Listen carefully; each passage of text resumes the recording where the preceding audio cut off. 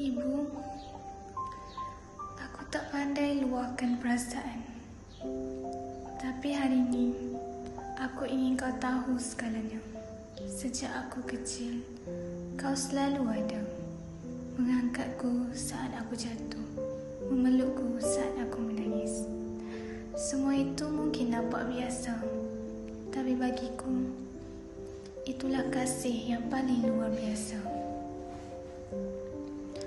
Waktu aku remaja, segalanya jadi sukar. Aku mula menjauh, mudah marah, kecewa dengan diri sendiri.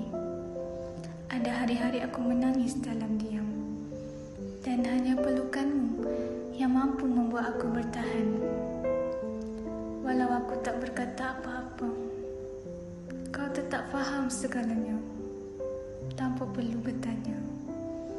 Kau tak pernah berhenti percaya pada aku, walaupun aku sendiri kadang hampir menyerah. Dan hari aku melangkah ke satu lagi kejayaan, kaulah orang yang pertama aku cari. Kerana aku tahu, semua ini takkan terjadi tanpa kasih dan doamu.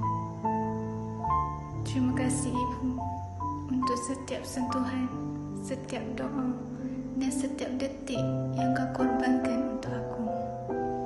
Sentuhan kasihmu takkan pernah hilang, kerana ia hidup dalam diriku selama-lamanya. Dengan penuh cinta, Anakmu.